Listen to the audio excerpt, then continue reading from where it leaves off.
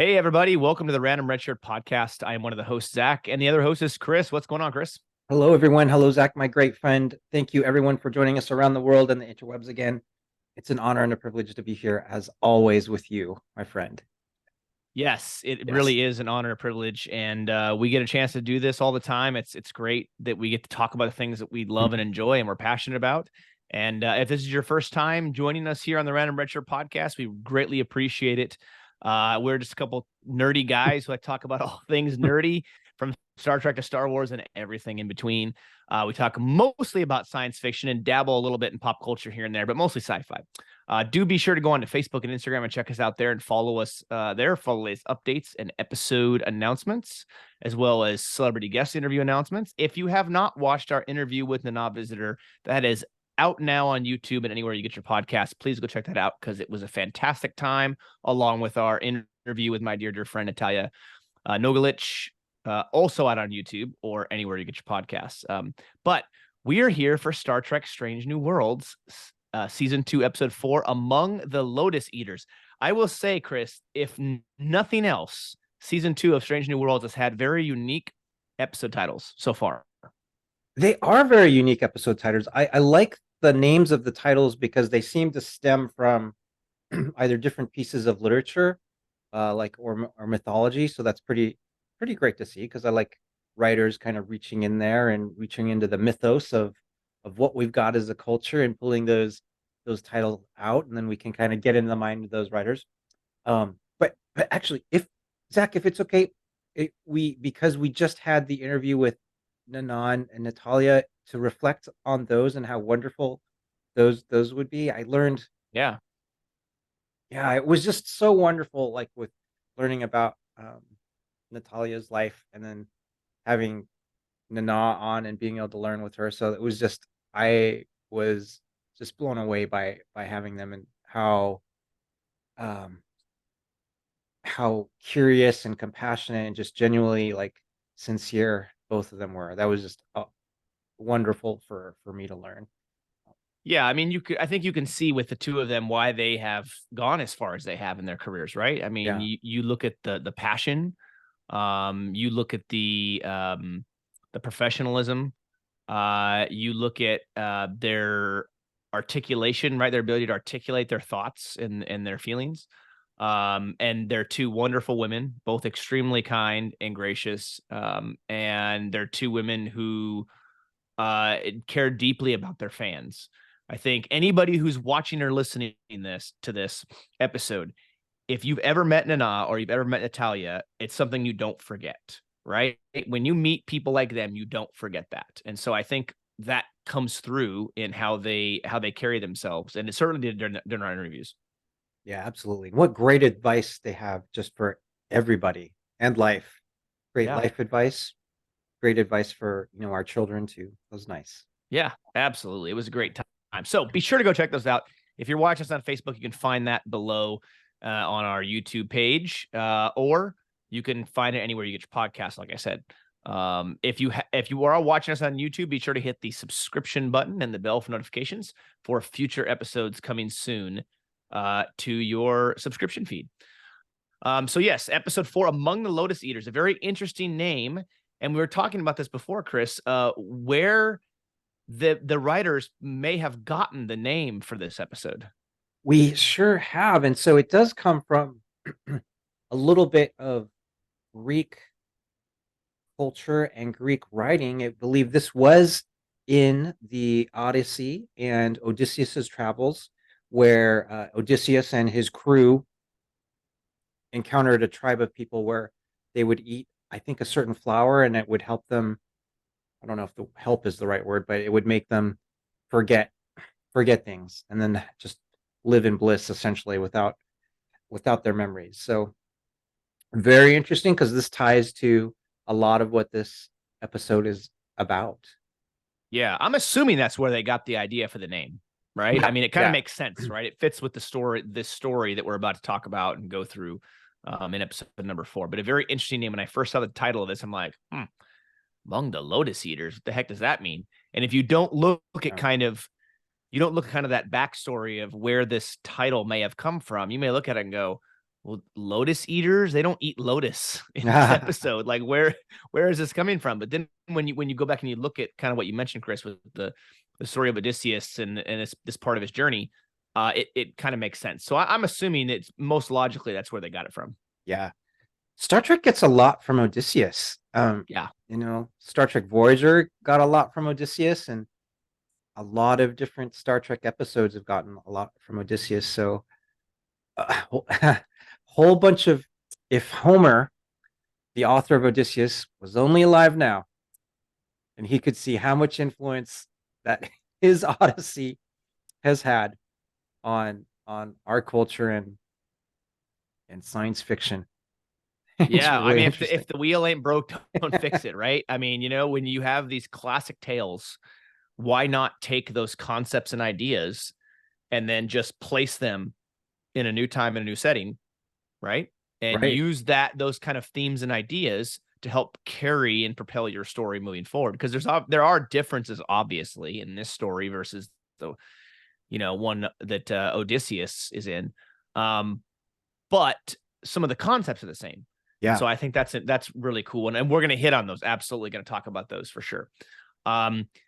We'll get into obviously all the details and our reactions and our thoughts that you guys are here to hear or watch.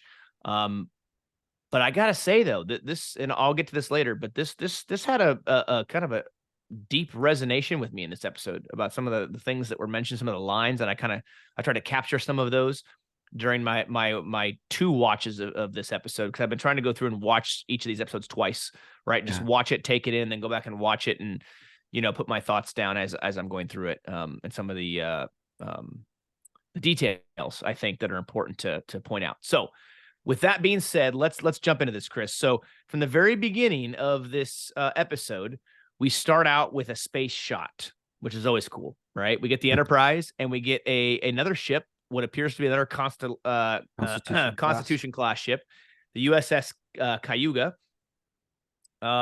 We get Captain Pike's personal log, and he mentions that they're assisting the Cayuga in some kind of joint mission charting a binary system. So we see that kind of binary system in the background with what looks like some kind of nebula around the planets. And Captain Battelle and Captain Pike are attempting to have some kind of personal time over dinner. Obviously, if you're watching this, you've probably watched Strange New Worlds, especially this season. And so we know going in this episode that Captain Battelle and him have a bit of a past together, right? We met her, I believe, Chris, and was it in the pilot episode of season 1? Yeah, I believe it was the very first episode of season 1. And so they've got, they have a romantic relationship, like in their past, and so they are involved, and I'm sure it's very difficult to do that as two Starfleet captains. Yeah, I'm trying to think. Look, I was thinking through this during when this episode happened about how many moments in Star Trek were there where there was romance between captains. Star Trek Enterprise. I know there was one in there with Archer and his other significant. The captain of the Columbia? Yes. Yeah. They had a romance? I don't remember that. I think so. That's why I'm rewatching Enterprise. We'll get to our Enterprise review during this season as well. So yeah, and I remember Captain Archer and the captain of the Columbia, they were on a hike together. And I remember I believe they had a romance, but any of our watchers can help correct us if we were off on that. So that's one.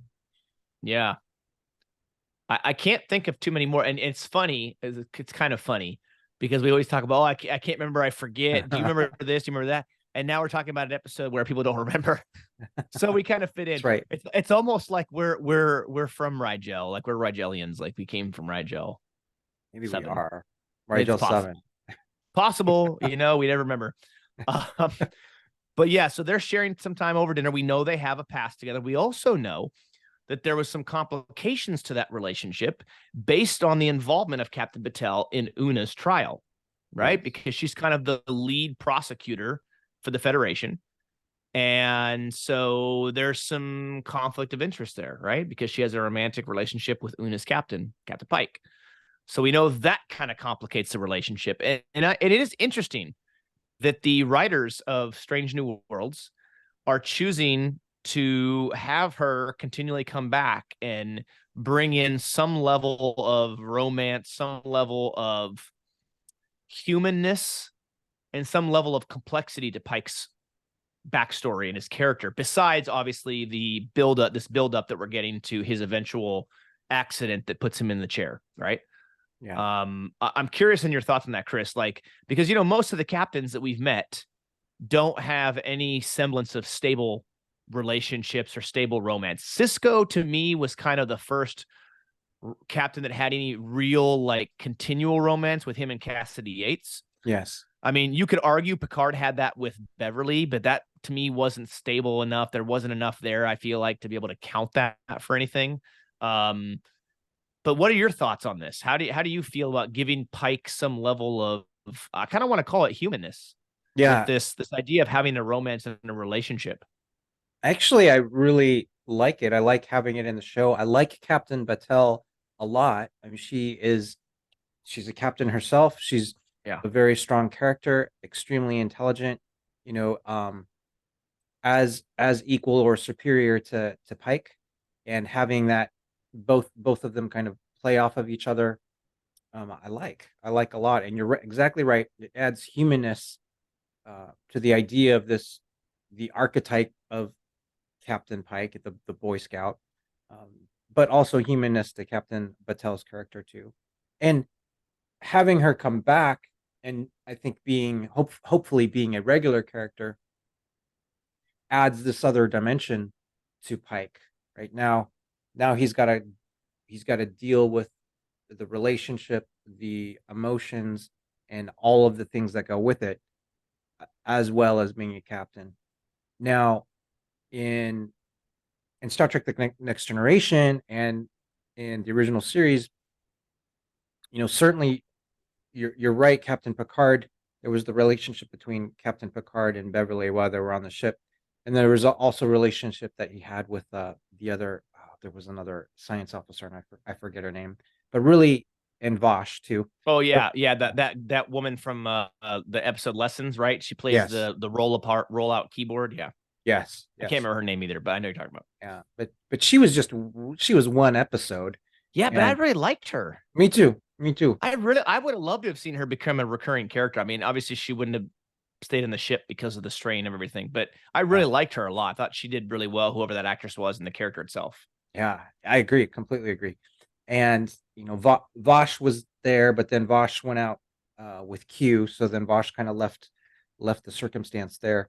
Um, and then at least in the show, yes, there was Beverly and there was Picard, but there's always a little bit of mostly distance, except for a few key episodes there. But it was not like the same as I think with Captain Pike and Captain Patel. It's a little bit of another level there. They're they're trying to have a long distance romantic relationship. So there's a lot they can do with that. Yeah. Yeah. And we see the difficulty of two starship captains being in this relationship. Now, before this episode, did we know that Captain Patel was the captain of a starship? I mean, we saw she was a lawyer, right? In the last episode, in episode 2, in Una's trial. I didn't think she was a starship captain. Maybe I just forgot that surprise in this episode, especially that she had a ship. But I don't remember them making that clear in season 1 I, or prior even at all to this episode, unless maybe she just got the command of the Cayuga. I don't know. I think they may have actually done that in episode 1 of season 1, the pilot episode. I'd have to go back and Yeah. rewatch again as well, but I think it was like really quick when that happened. Okay. Yeah, it's Yeah. possible. I forgot. It's the forgetting, Chris. It's the forgetting. We'll get into the forgetting later. But We so will. you see you see the strain in this scene that they have. And it's very interesting because they're trying to have this dinner and neither one of them can really get a word in edgewise because it seems like every 5 seconds somebody's chirping in saying, oh, Captain Patel, we need you, Captain Pike, this, that, and the other. And they're all like, yep, save it. We're busy. Don't communicate to us unless we're, unless it's really serious. Yeah. And so during that time, Captain Patel is like, hey, I got a gift for you. And she gives Pike this gift from a new planet called Galt, or Galt, or however she said it. Galt, I think is how she said it. Yeah. Galt. Which is a new planet for Star Trek. I looked it up. There's no information on it on Memory Alpha other than it was mentioned in this episode. We just assumed it's inhabited for some reason. And she gives him an Opelian Mariner's Keystone. And apparently the Opelian captains wore this to guide lost sailors home, or help guide lost sailors home. We're going to come back to this because this is going to play in later in the episode. And then Captain Patel receives a communique from an Admiral Eldon. She's clearly upset. Pike addresses it with her, and apparently another guy, I think his name was like William Gary or something like that. Yeah. Was promoted to Commodore over her. So she was expecting to be promoted from, being a captain, right, to a flag officer. And she's upset about it. And but she also says, she kind of blows it off like, it's just not my time. You can tell she's upset. And Pike's frustrated because he definitely believes she deserved it.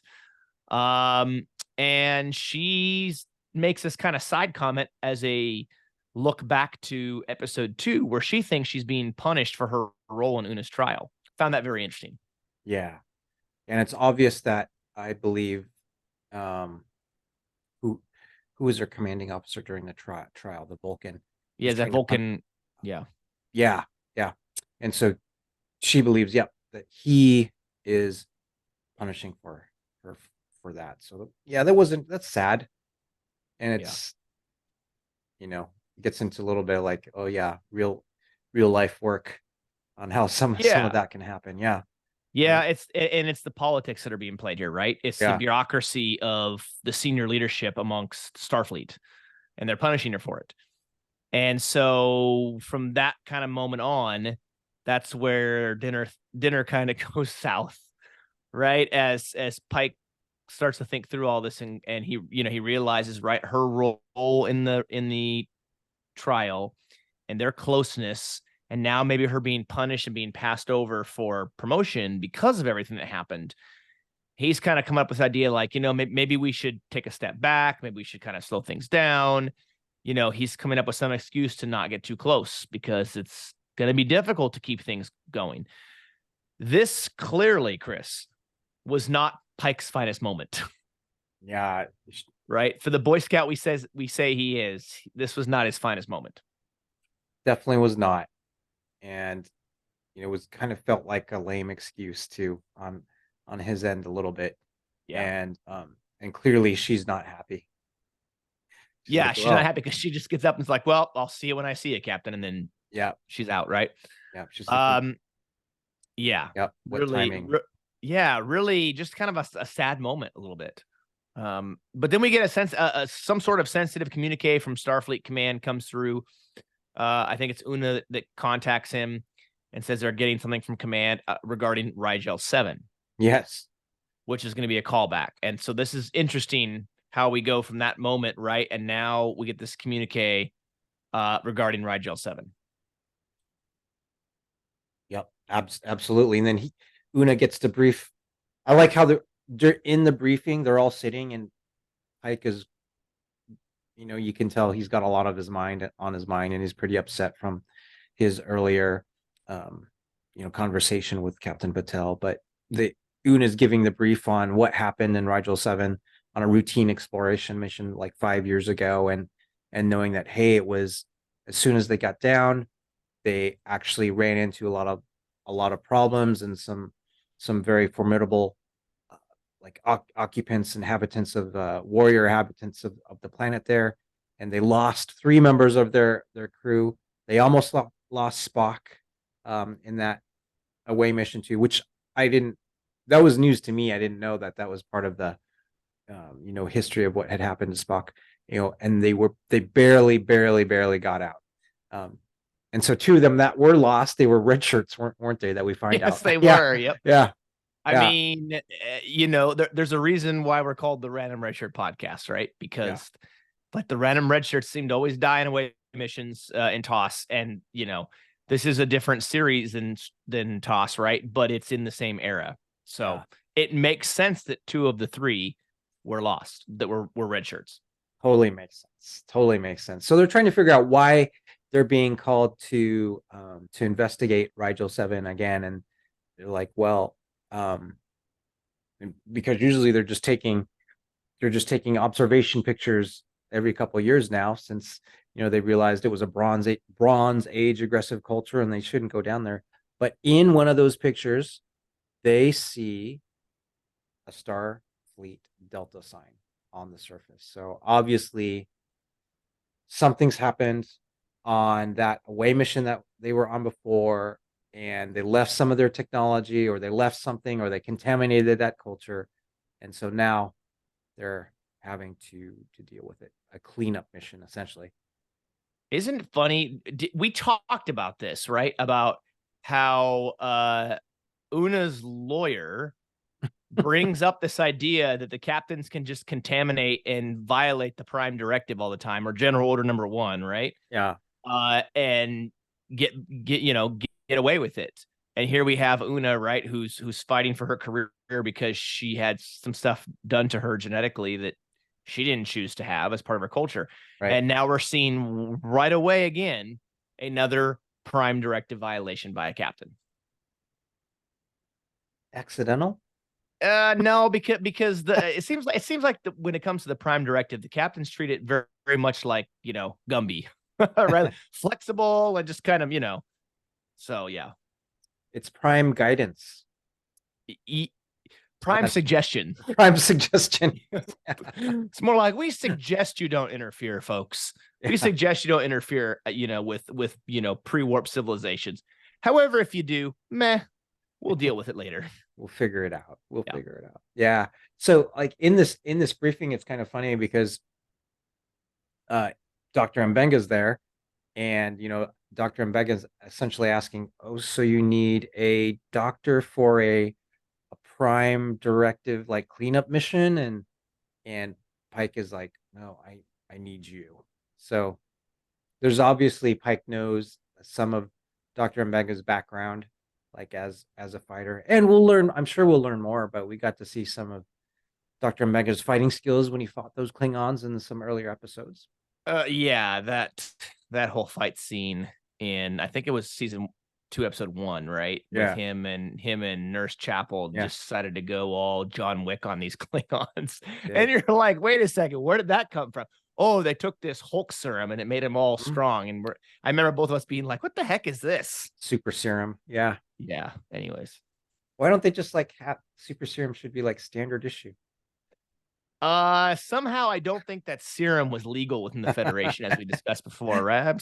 I don't think that was just sitting around on the old doctor's shelf to be used when necessary. Yeah. Yep. Absolutely. So that's essentially the setup for why they've got to go down to Rigel. And I like that there's a conversation with Una and Pike on why on Starfleet's communication to them, and Pike says something like, hey, Starfleet's essentially giving this to us as a courtesy, essentially giving us a message because they know I messed up the first time, so they're giving me an opportunity to correct that. But we also have a very, I think, a sweet and tender moment between Una and Pike, because Una's saying, hey, what's up? Essentially, what's up with you and Captain Patel? And Una's encouraging Pike to be able to kind of develop that and say, hey, you need some joy too in your life. So I did like that from Una. Did that moment from Una to Captain Pike kind of remind you a little bit of Troy at Picard? Oh, now that you mention it, yeah, that would. That's what I thought about. I was like, she's kind of pulling a Counselor Troy here a little bit, Yeah. She's trying to encourage the captain, right? And trying to help him work through personal issues and maybe some relationship stuff, and not exactly the first officer's role, but clearly Una, you can tell, right? Because of other moments throughout Strange New Worlds season 1 and season 2 so far. And you can also tell by some of the testimony that was given by some of the Enterprise crew. I think it's just in Una's nature. She's naturally a caring, mentoring type person. Mm-hmm. Right? When she cares about you, she is going to make it known. She is going to ask you those questions, and she's going to give you advice. You may not want it or want to hear it, but she's going to give you that advice, or maybe give you some little soft nudges or suggestions. Yeah, she's a So natural coach. yeah, so it reminded me a little bit of Counselor Troy right there in that moment. Yeah, very good. Good. That was a TNG reference. It wasn't DS9 this time. Yeah. Yeah. Counselors do so much good on the ships. Yeah. Yeah. So when they're not there, they're definitely sorely missed. For sure. Yeah. Because as far as we know, I mean, is there a ship's counselor on Enterprise? I don't think so. Not in this show. Una's kind of filling that role a little bit. She's had other moments in this show where she's done that. Mm-hmm. She's done it with Lon, and I think she did it with Lieutenant Ortegas too. She's had several moments though. Yeah. Speaking of Lieutenant Ortegas, we got to see, I felt in this episode, we got to see more of Lieutenant Ortegas than in many of the other episodes. Maybe the most in this episode that we saw before. Maybe. Yeah, there was that episode. I can't remember the name of it, where they dress up in all those crazy costumes. We see a fair amount of her in that one too. Yeah, we do. I liked Lieutenant Ortegas in there. I thought she was a very, very fun character in this one, and it was great to kind of get that sense more of her personality. Yeah, I'm hoping that we get an episode centered more around her sometime in this season, or maybe the next one. I think she needs a core episode, right? We get some more history about her character, maybe learn about her past, or something that where it's centered around her. Yeah, would be good.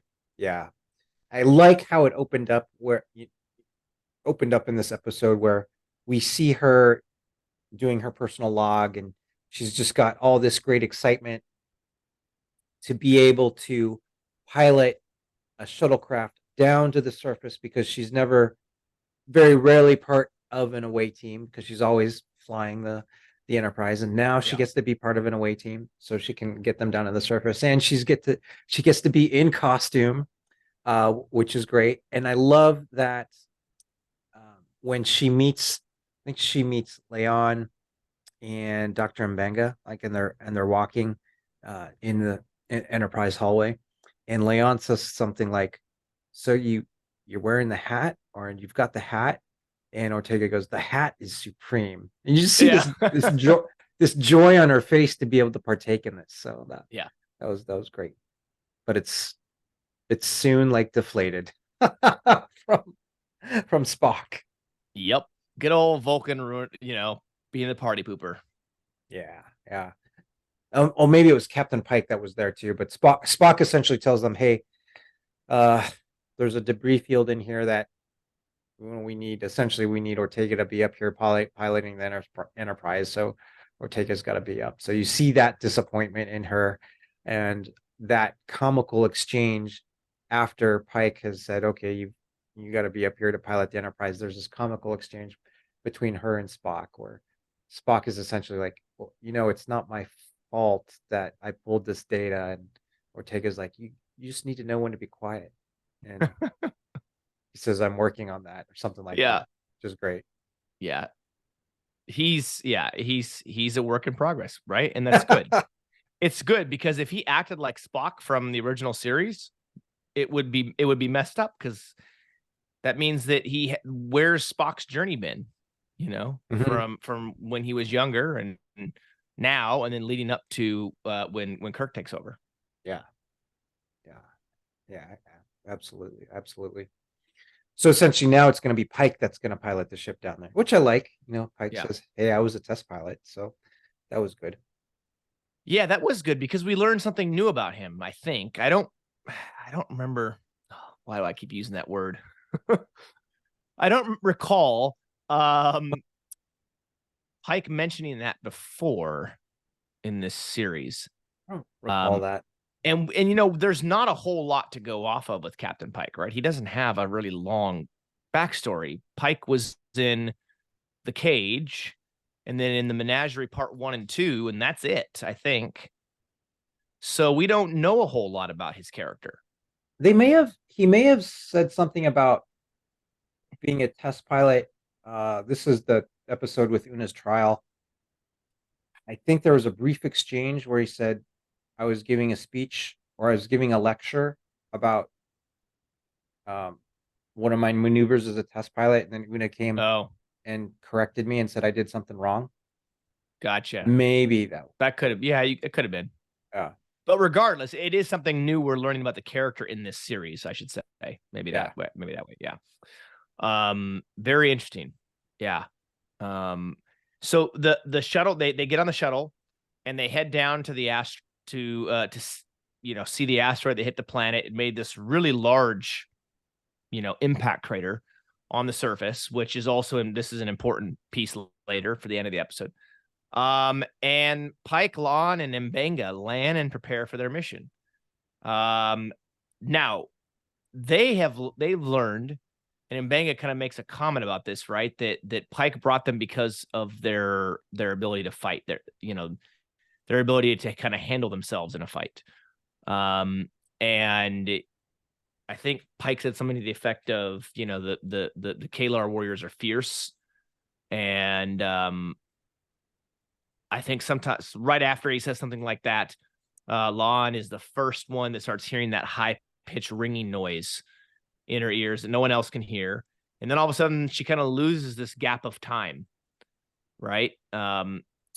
Where it's like all of a sudden it's 6 hours later and they've been walking for 6 hours from the shuttle and she has no idea how she got there, what's happened the last 6 hours, and just kind of tries to shake it off as if, whatever. I found this interesting, Chris. I don't know if you noticed this, but it's interesting that La'an is the first person affected by this out of the landing party. Because being a descendant of Khan, I would have actually expected her to be the last person of the three to be affected because of maybe that her genetics would give her a little bit more strength against the radiation or something. I don't know if that thought ever crossed your mind, but I kind of was surprised that she was the first one affected, not the last. Very good point. Very good point. Maybe I'm totally making this up. Maybe it has something to do with, because but out of the three of them, Leon and Pike and Dr. Mbenga, she probably has the least amount of body mass. So the radiation might have affected her the quickest there. That's possible, yeah. No?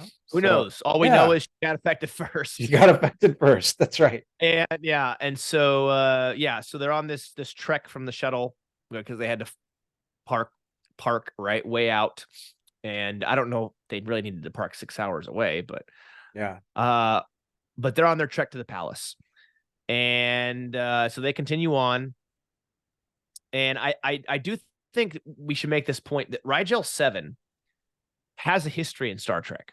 Yeah. Right. It's mentioned in Deep Space Nine. It's mentioned in TNG. I believe it was mentioned in Enterprise. I don't remember if it's mentioned in Voyager or not.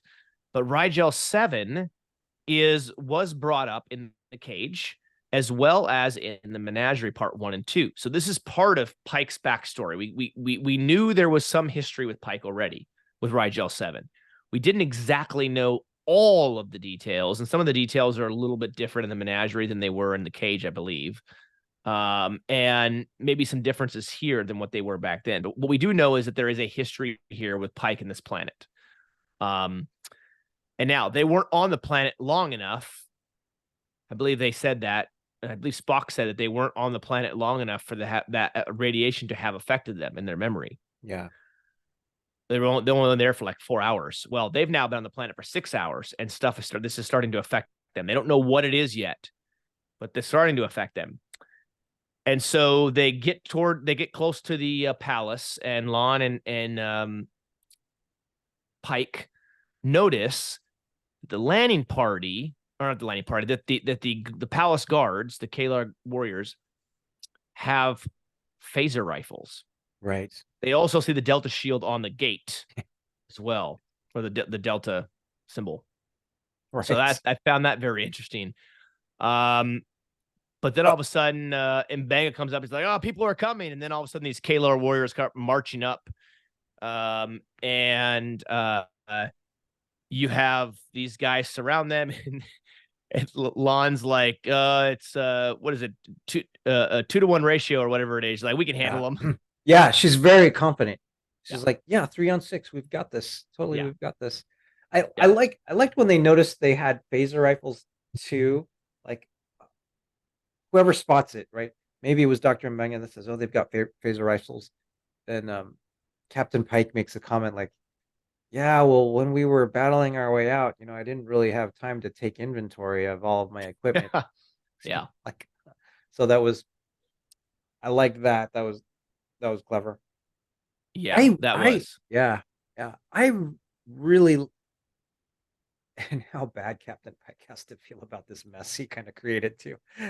I really like. I don't know about you, but I really like the aesthetic of when they were going down on the shuttle and uh, landing on Rigel VII, and then even their walking, walking from the shuttle. I know it's all on a stage, but I loved the colors. I just really loved the colors that they were using there, and I loved the colors in the shuttle and the just how the shuttle looked too as well. I thought it looked really, really great, and I don't know how you felt about that, but I really, really liked how it looked. Yeah, I agree. There's a scene in, I think it's the Menagerie Part 2, with the flashback of Pike, Mm, and he sees that imaginary fortress, and in the background is a very pinkish purplish sky with the planets and everything, or whatever's up in the sky. uh I think they use some of that color palette yeah. to create the setting and the mood and everything on this planet. If you look at the behind the scenes when they made this episode, yes, it's on a stage, but they don't use a traditional blue or green screen where the actors don't see anything. They actually use this huge wraparound screen, and they can actually see what's on the screen when they're acting. They also did this in the episode, um, that episode with the Gorn. Like, it was the one episode that Hemmer dies. Mm. Spoiler, in season 1 where Hemmer dies. Yeah, if you haven't seen season 1, why are you watching the review of season 2? I don't know, but I want to put that out there. Hemmer died. Uh, unless you think he's still alive, then he might bust a move and say Hemmer time. But that's besides the point. Um, so yeah, I found that really interesting. That they chose those colors and everything. I love the aesthetic though, like you Yeah. said, of the planet. Um, I believe the original one had snow and stuff, so it was a very inhospitable planet, right? And I think when Pike originally beamed down the first time, I don't think that they were expecting to find anybody there. Right. And so I kind of give Pike a little bit of a pass here. I don't think he beamed down and just intentionally, willy-nilly violated the Prime Directive. I don't think they were expecting them to find inhabitants there. Because when he mentions like, oh, and then we discovered the Kalar. Like, because remember, the planet's atmosphere is super thick. They didn't know what was down there. They couldn't really get the good readings and everything else. And so I don't think that this was an expected thing when he first went to Rigel 7. Sure. Yeah. Absolutely right. So, but they are, so the guards come, they're brought to the compound, and they discover that the one of the former yeomen that they thought died on the away mission is still alive. His first name, by the way, is Zach. Zach. Now he spells his name wrong. He only spells it Z-A-C. We won't get into that. But Zach Wynn, or Nguyen, however they said his last name, former yeoman, and Yeah. they find he's still alive, except for he's no longer a yeoman. He is now High Lord Zacharias. Right. That's right. From now on, Chris, I'm gonna change my Zoom name on here. So when we do an episode, it's gonna say High Lord Zacharias. I think, yeah, you should. We'll know People would exactly think where I that was a came from. people would think I was a narcissist if I did that. But anyways, I won't do that. But yeah, it's very interesting, Chris. So we meet this guy, right? Pike thinks he's dead. He's shocked he's there. He's still alive. He survived. And we learn very quickly that this Zach is he's changed a little bit. Indeed. I mean, he's quite angry, full of animosity of Pike for sure, because, he definitely says, hey, this isn't a normal planet. Have you realized it's hard to think? But also he's so mad at Pike because he feels like, hey, you just left me. When I was still alive, I wasn't dead, and you just left me. So I like that initial exchange between Pike and Zach, because Pike is very relieved because he feels like, oh, you're alive. Thank goodness you're alive. We can work this out. We can bring you back. It helps alleviates Pike's guilty conscience a little bit, because I'm sure Pike was in command of that away mission. But Zach, the king of Rigel VII, High Lord No, High Zacharias, Lord. High That's right. Lord, Get yeah. it right, Chris. He is really mad at Captain Pike, and so he starts talking about, have you started hearing the ringing? Have you had trouble? Are you having trouble thinking? Are you having trouble remembering? This planet changes you, and reason it doesn't exist here, and you will learn that Rigel VII changes people. So I like that, because he's saying, hey, uh, Rigel VII is this hard planet, and you guys don't know like how hard it was for me to get to where I am. So nice twist of turns right there, where the yeoman that they thought had passed away, that thought was killed in action, is actually their antagonist now.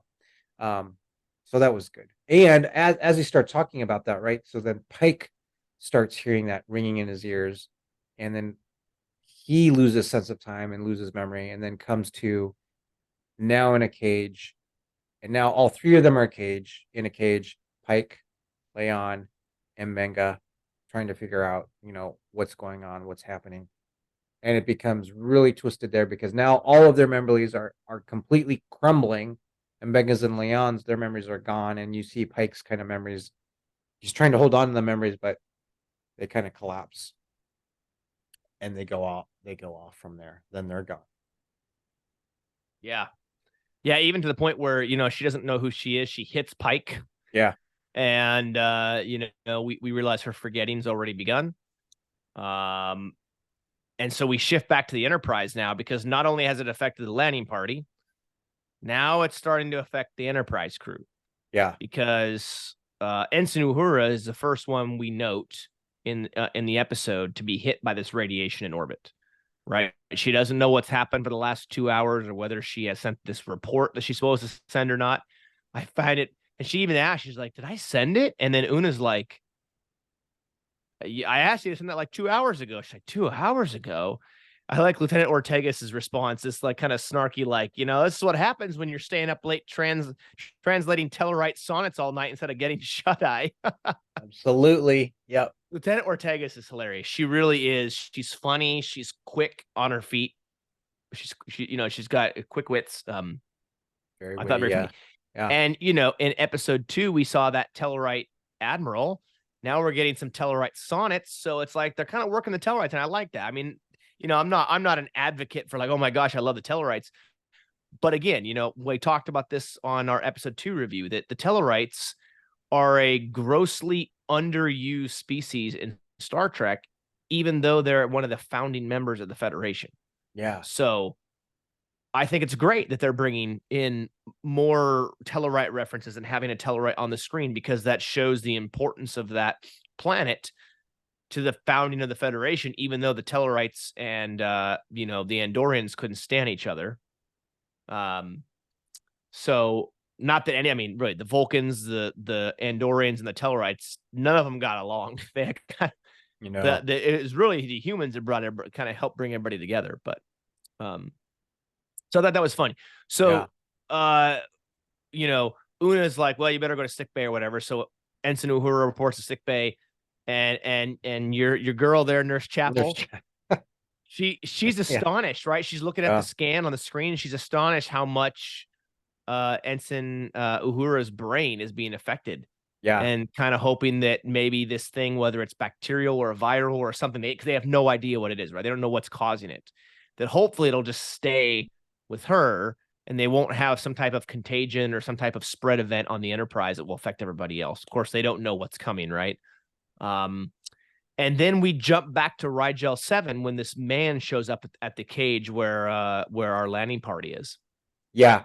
And so he realizes that the landing party has had a rough forgetting, because he says there has been no totem here to guide you. And so we'll learn more about what that totem is like later in the episode. I know when I saw that, or when I heard that in that moment, like none of us knew what he meant by totem, but we get to see Right. and sense more of that. But he does take them to essentially like a workers camp.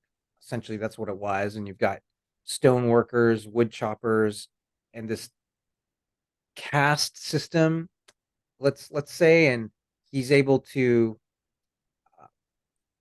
identify which worker or which caste they're in based on their clothes.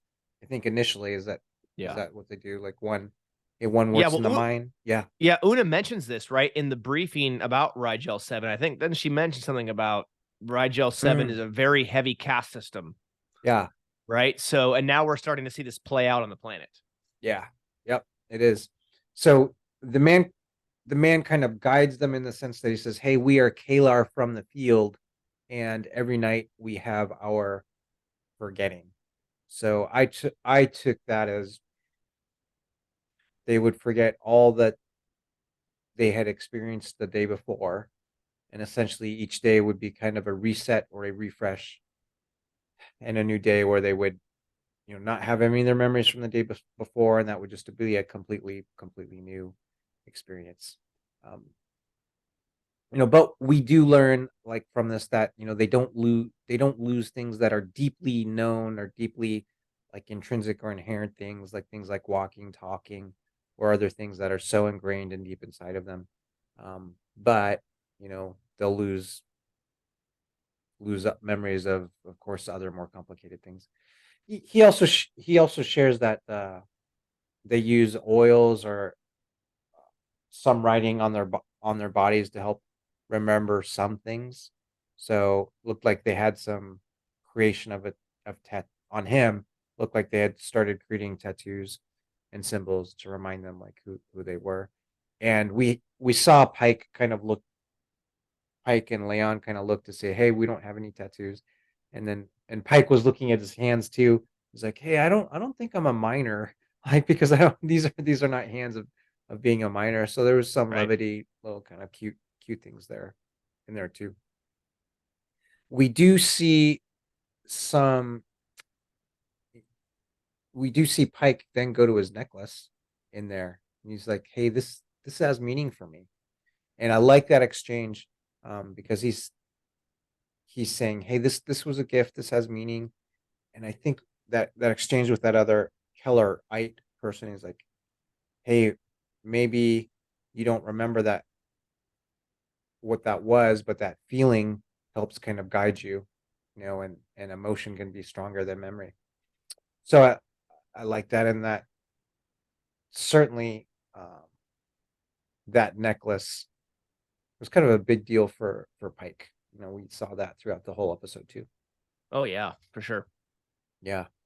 Yeah. And they start to realize Pike believes that they're coming from somewhere else.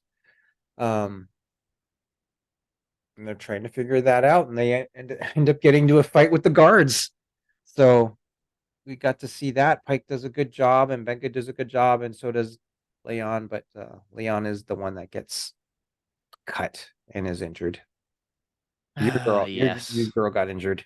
Yeah, she sure did. She sure did.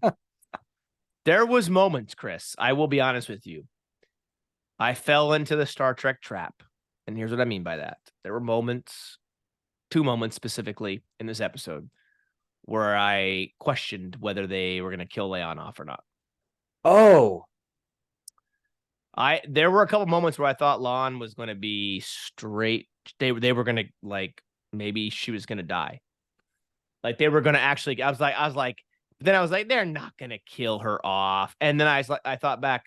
Well, I thought that about Hemmer too, and they did that. Yeah. Hemmer was a red shirt. Lon's a red shirt. So you never know. But thankfully, that wasn't the case. But yeah, so we go back to the Enterprise, and Nurse Chapel begins briefing Una about the problem that's developing on the ship, because clearly this is beginning to affect more than just Uhura, right? She's Nurse Chapel's problem solving. She sure is. Yeah. That's right. She sure is. And Lon is fighting. So so Una begins to hear the ringing as well during this time. And I Spock's in the background. He comes in and he says, we're forgetting who we are. And he comes up with, I think, a really ingenious idea here, Chris, one that actually ends up saving the Enterprise. And that is, he wants everybody to carry around basically the equivalent of a data pad, right? And if it's Star Trek, it would be PADD, PADD, with their information. It tells about who they are, what they do, that kind of stuff. I thought that was genius. It was. It seems kind of like a little corny at the moment, but then you learn later on, no, that's actually was a pretty good idea, because if he hadn't done that, then we might be in deep trouble here. Yeah. So Spock then orders Lieutenant Ortegas to take the Enterprise into this debris field or asteroid belt, whatever it is around the planet, thinking that this would shield them from whatever this radiation or whatever's making them worse. That backfires. But very interesting concept there. So we then go back to the Kalar workers camp, where La'an lays down to rest, and Dr. Mbenga begins to kind of treat her. He realizes that he's like, I think I can treat her. So that deep down stuff, right? That idea of him as a healer, his approach to things as a healer comes into play here. And the man, I don't think they ever say the man's name, do they? I don't recall that they do. That I am not remembering it at all. Yeah, I don't think so either. So this man, this Kalar man, says, you just let her die, let her go, you won't remember everything, but they don't want her to die, obviously. And he says something to the effect of, the forgetting is a blessing. Things from the heart, things that matter, don't go away, but the anguish will go away. And so Pike wants to know, where's this totem that he keeps referring to? And so the man says, you're standing right next to it. Pike turns around and sees the totem that it's exposed to. Well, I can't speak. It's supposed to explain the story of the Kalar. There's two types: those who remember and those who forget. The Palace Kalar remember, so that the rest can be free, in air quotes. A legend that a casket protects the Palace Kalar's memory is what they've kind of grown up with. It's somewhere in the palace, there's this casket that helps protect the Palace Kalar and their memories. And the totem teaches that, and I think the guy said something effective like, we live in each moment and embrace them. I thought that was actually pretty interesting. We live in each moment.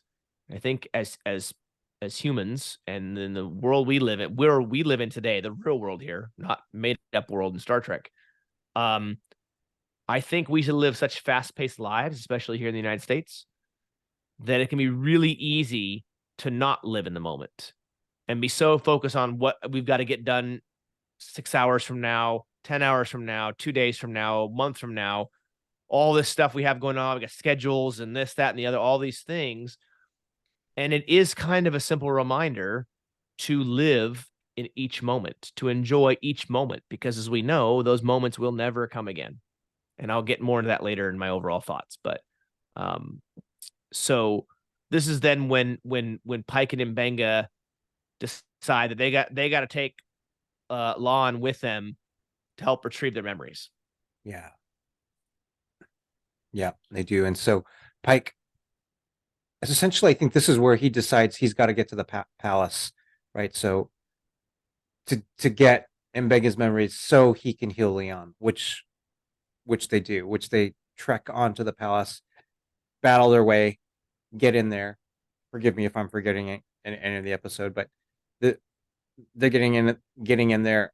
Mbenga is injured on the way to getting in the palace, but he's grazed and he'll make it. But Pike essentially says, "Hey, stay here, um, fight whoever, try and keep off whoever's trying to get in the palace while I go in." Pike does get into the palace, finds Zach, essentially. Not you, Zach, but They found me. Yeah, I didn't know I was there. All right. yeah. And Pike's essentially when he goes in, and Zach is no match for Pike. Completely like Zach is no match for Chris Pike, for Christopher. High Lord Zachariah is no match for Christopher Pike. All right. For Pike. So yeah. And like in that exchange, we learn from Zechariah, High Lord Zechariah, that the casket is essentially made up, something made up, and we learn that, hey, it is not the casket. That was something that's made up, but it's really the palace itself that kind of protects them from the radiation and allows them to get their memory back. So that was, we'll come back to that a little bit later, but that was I thought made sense, because High Lord Zechariah, we never saw him outside of the palace. He was just staying in the palace the whole time. That's true. Yeah, absolutely.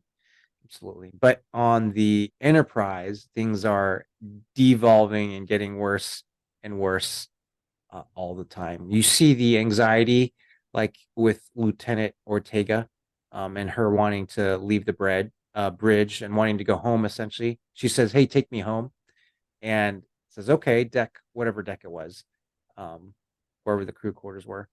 But I Deck thought 6, I think. deck 6. When she exits the turbolift and you see just people wandering around deck 6, completely lost,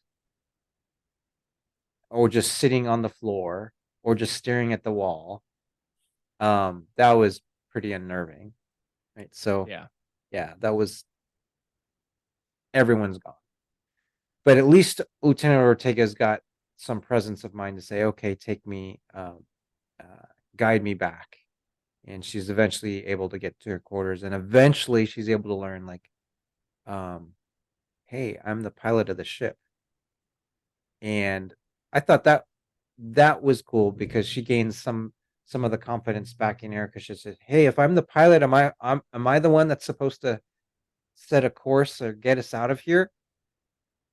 And the computer is like, "Yeah, you're the one." And so Ortega's like, "All right, my name is Lieutenant Ortega. I'm the pilot of the ship." And she says that over and over and over to herself until she gains more confidence, and then gets the nerve back to go, "Okay, I'm going to get us out." And you see that. So I thought that was a cool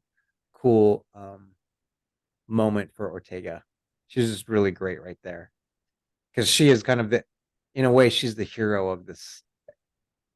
Maybe she is the hero of this episode. So that was great. Yeah. So what did you think of so when we get Pike back on Rigel VII, we get Pike kind of subduing Zachariah, and so that was good. But what did you think about the exchange between Pike and Zachariah? Well, I will say, I don't think Zachariah would go down that easily. I think Zachariah put up more of a fight against Chris than that. But in all seriousness, no. Yeah. So this scene was interesting, because in this scene, Pike kind of loses it, right? He doesn't have his memories back. he starts to, you can kind of see he's the rage Hmm. building in him, right? And it builds very quickly. And he not only does he knock Zach down, he starts, just pretty much going off him. He explains, that he wants his memories back and everything. And Zach is telling him, hey, it's just a myth, right? Like the palace and the helmets that the guards wear shield them from this radiation so they don't forget, which is why the guards are able to go out amongst the other, the other casts of the Kalar, and they don't forget who they are. Pike begins to show this kind of dark side a little bit, right? You see that real darkness here. So he knocks him down, and then Pike discovers this Starfleet medical equipment and tools inside this box that he thinks maybe was the casket that has Yeah. the memories. He recognizes them, but he doesn't know how they work. And the longer that Pike's inside the castle, inside the palace, and the palace, his memories slowly start to come back to him. The more he's being shielded from all that. And I think even Zach even says, just you've been here long enough, your memory should start returning soon. So it works quickly enough that he can remember fairly quickly. And I think when Pike's memories return, he realizes what's just happened. And he states something to the effect of like Rigel VII doesn't change people. It just shows us who we really are. Hmm. And so he confronts Zach and says, how sorry he is that he got left behind, but that what Zach did after they left is up to his own doing, right? Like he can't take blame and responsibility for what Zach has done on the planet, right? Which is this idea that Zach has truly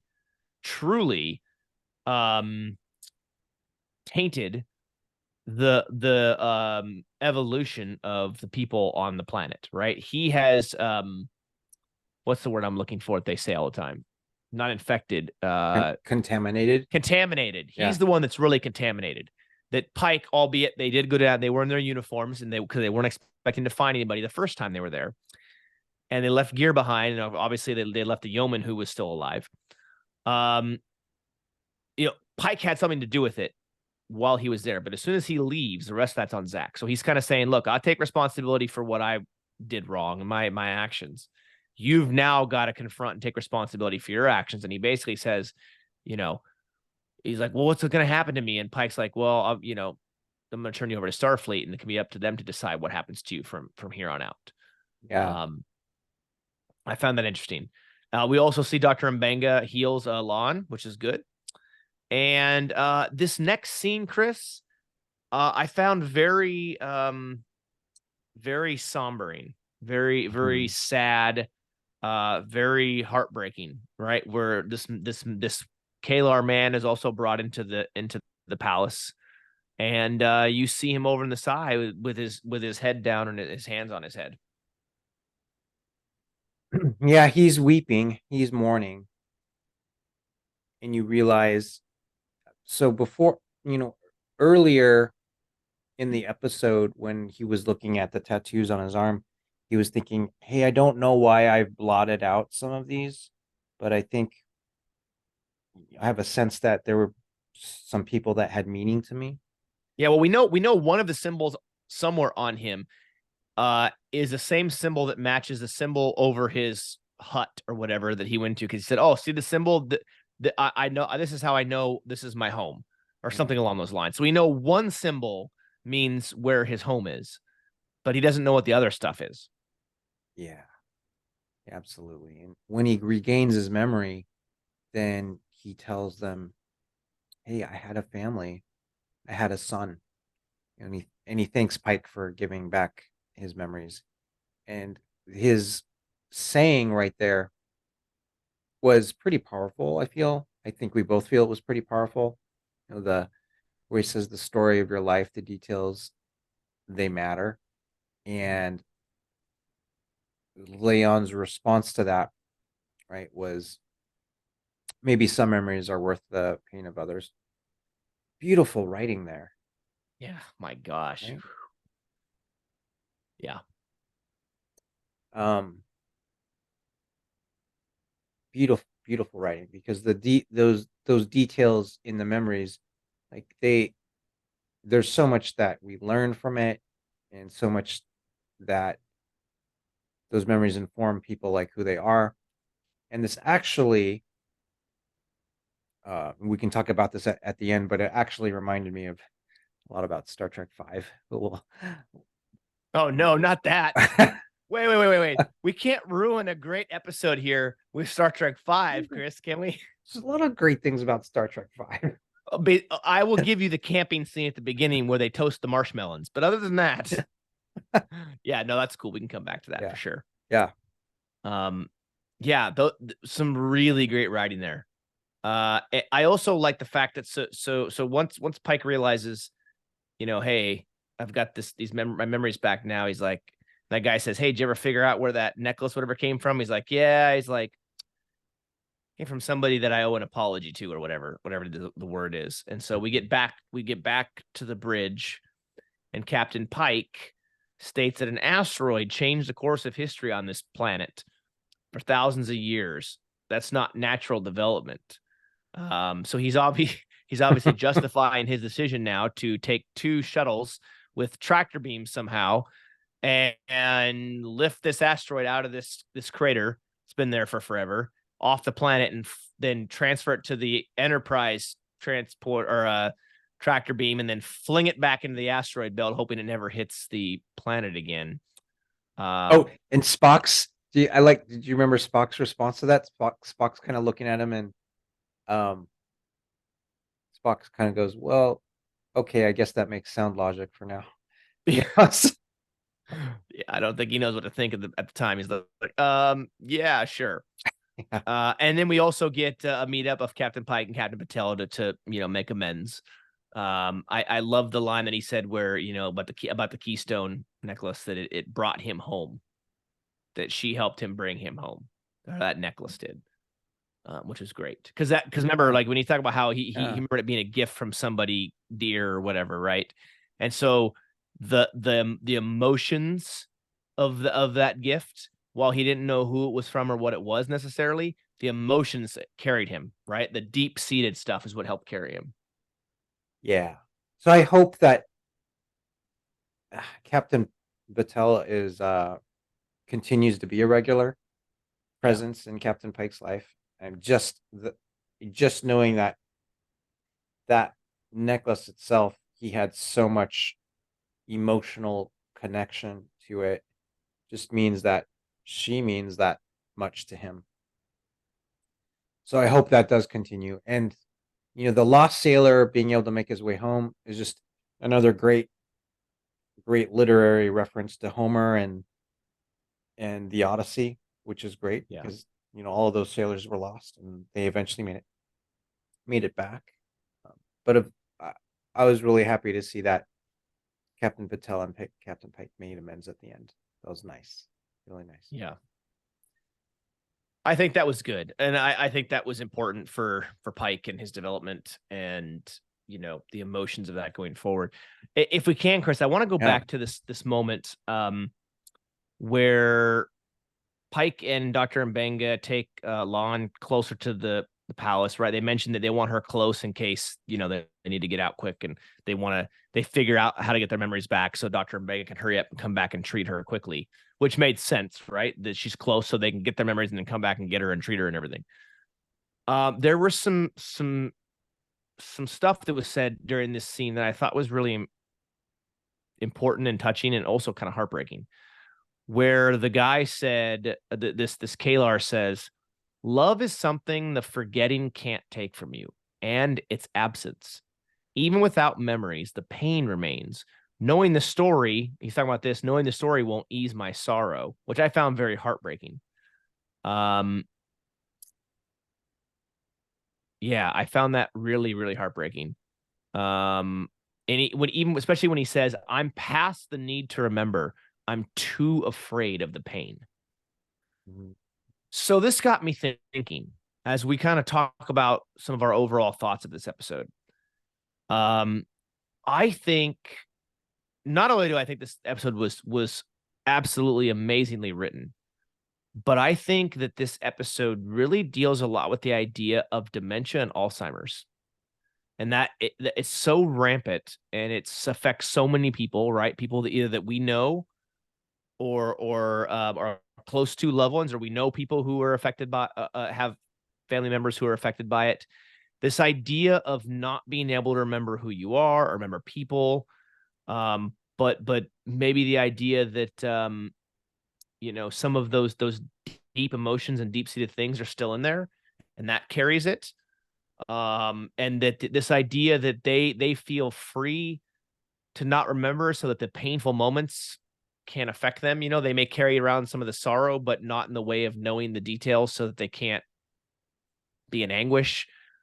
It really had my mind racing quite a bit thinking through this and trying to process this and understand, like, okay, how does this affect me? Like, what does this come back to? And I'll kind of get into some of that a little bit, but I'm really curious with a lot of the stuff that was said in this episode and the episode as a whole. Like, give me your thoughts, give me your reactions, and what you thought of from some of these moments we just discussed. Yeah, I want to read this quote again because it got me thinking about a composer, actually. But knowing the story won't ease my sorrow. I'm past the need to remember. I'm too afraid of the pain. That was one important quote. The other part of the idea is the idea where the emotions linger. You may not have the memories of the actions that transpired, but you still hold on to the emotions and those feelings. So there's a composer, Vangelis, that composed. He did Chariots of Fire, and he did Blade Runner of all movies as well. But he had this quote that I really liked, where he said, and it was in context of music, but he said, "Feeling comes first, thought comes second." Hmm. And this idea that the feeling stays with you, whatever it was evoked that feeling, that stays with you, and the thoughts and how you processed it, was secondary. I That quote that Kalar gentleman says, where he says, "I'm past the need to remember. I'm too afraid of the pain." I'm sure resonates with so many of us, all of us, because Yeah. right, everyone at some point in their life experiences sorrow or tragedy, and it's just painful to go back uh, and relive it, and then you want to have that. Sometimes you wish you could have that ability to forget or be ignorant of that, so you don't have to carry that that pain with you, um, and you can live in bliss, such as those sailors did in Odysseus, and that Kalar gentleman did there too. But without the knowledge of those memories, this is where I connect it back to when I connect it back to Star Trek Five, Zach, without the knowledge of those memories, then there's some loss of the identity of like who you are, like as a person.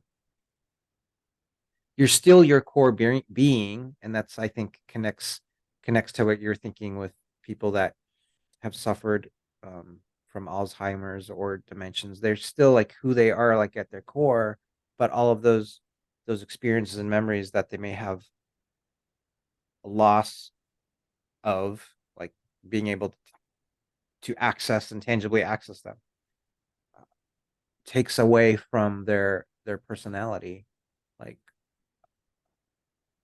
unfortunately. When I connect it back to Star Trek 5, there's this aspect where Cybok, Spock's brother, right? His way of providing therapy to people and providing counseling to people is hey, I want to take away your pain somehow. So he helps them, whatever means he does to help take away their pain. And the people that experience that have this sense of release and the sense of joy and a sense of peace, and maybe bliss. And it's Captain Kirk that says, "No, I don't want you to do that at all to me, because I need my pain. I need my pain to remind me of the bad decisions I've made and how I've got to where I am, and the decisions, and I need my pain to help me make the decisions I need to make, because they've made me who I am." So that's why I think of Star Trek V in there too. But there's this also idea of, you mentioned it before, of living in the present, right? When we are when we are unburdened by all of our memories that we have, or all of our sense of responsibilities or planning or duties that we have to do, and just taking care of our professional lives and maybe our direct reports and our families, and all that just goes on into managing like our lives. When we're unburdened of that, then then it's much easier to experience like the just the moment and the presence of the moment, and to be there, like our like our dogs would do with us, because they so live in the moment. So I can completely appreciate that, because in our lives right now, it's so hard. Our lives are not getting any less complicated. Things are just getting more and more complicated, and there's so many more things to think about all the time, or it becomes more difficult to just live live in the moment, and be mindful. So a lot of different interesting ideas that are played with in this episode, but the Kalar gentleman makes a very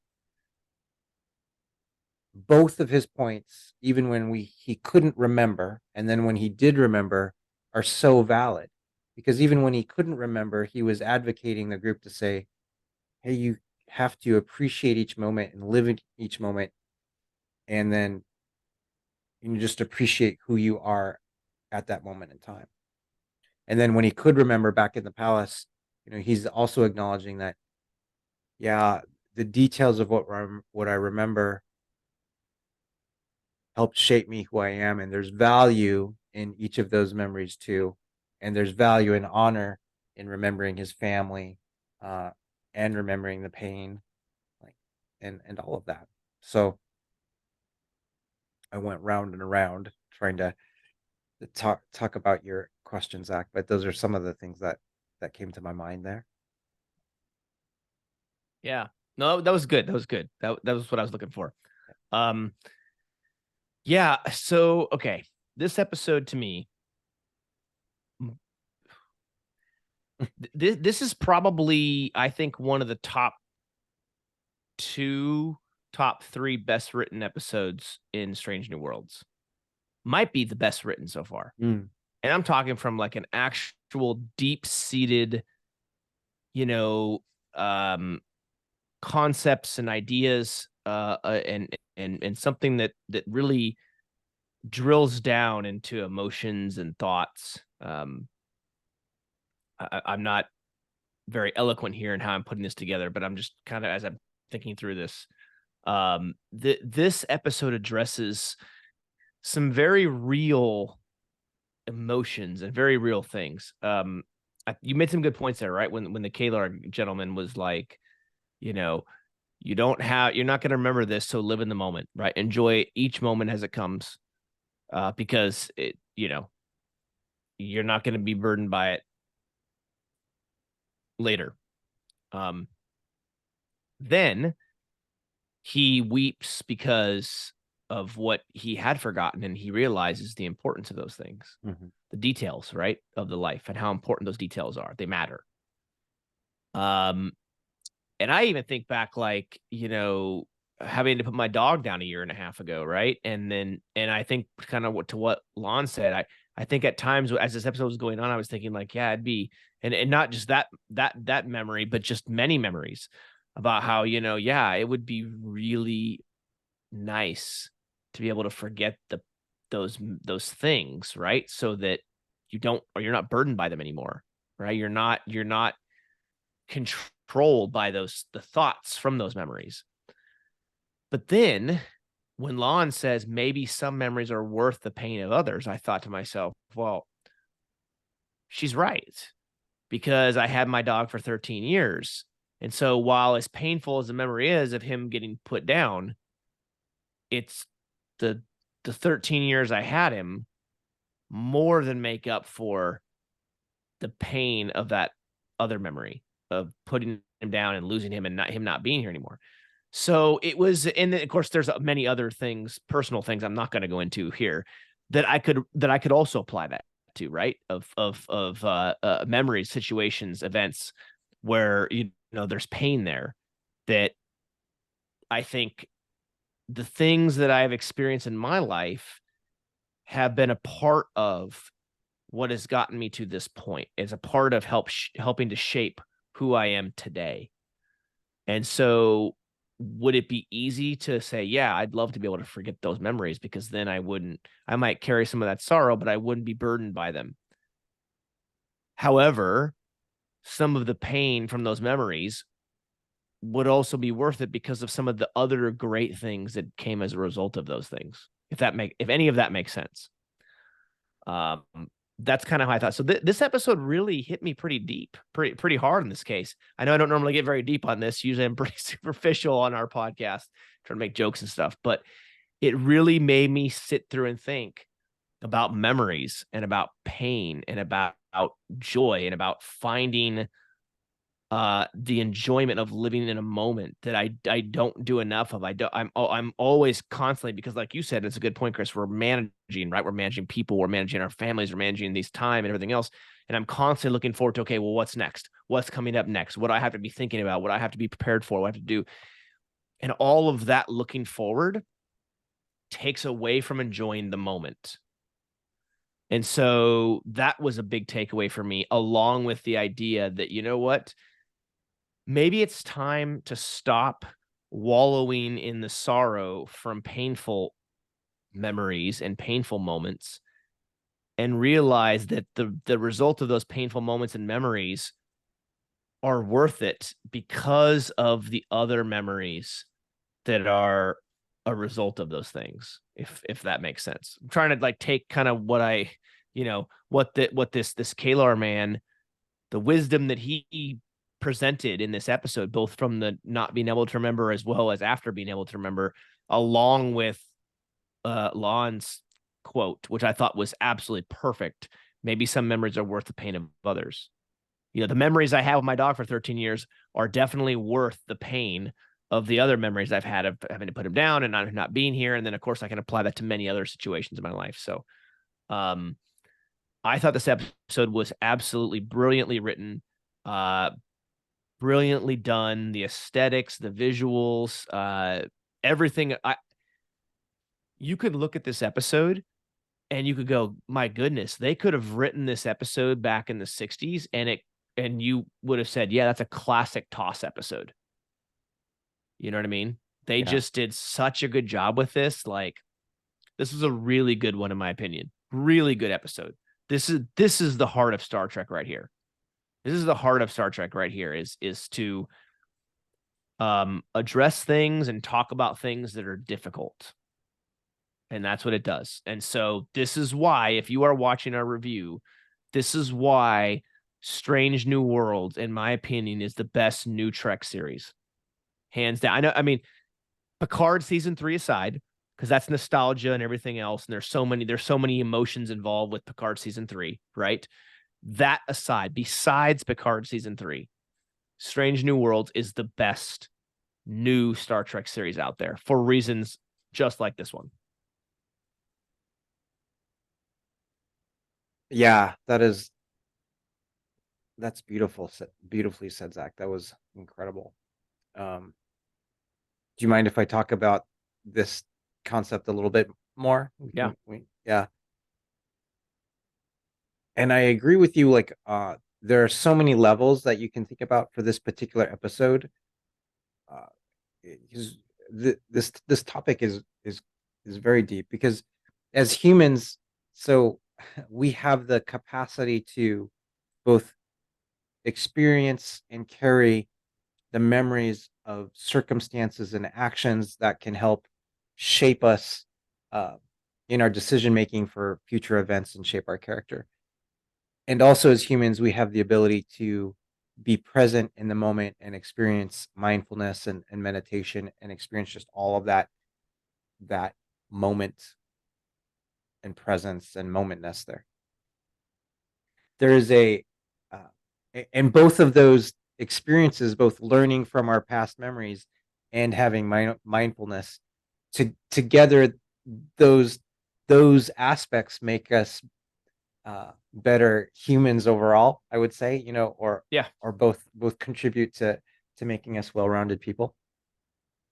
There is a quote from he was a Lebanese philosopher and poet, and I'm not going to get the quote exactly right, but it was the sense that essentially it said, the most massive characters, those people that have, excellent and great and characters, the most massive characters are those that are seared with the deepest scars. Mm. So the people that have characters that we admire, in order to get to that moment where they've got these characteristics and character that we admire, they endured pain, they endured suffering, like in their past, whatever aspects that they were, but they came to that.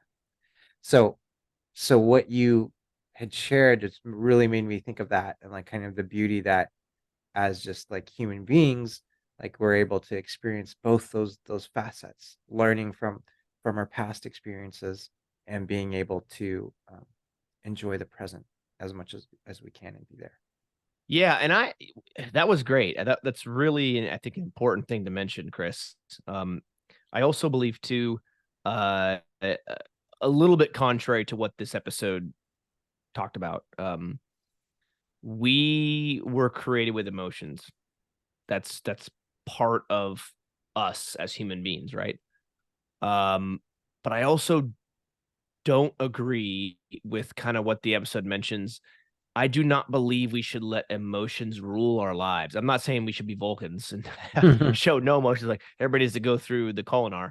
Um, I think emotions are important. I think it's important to share emotions. I think it's important to not necessarily, bottle them up or be afraid to show emotion.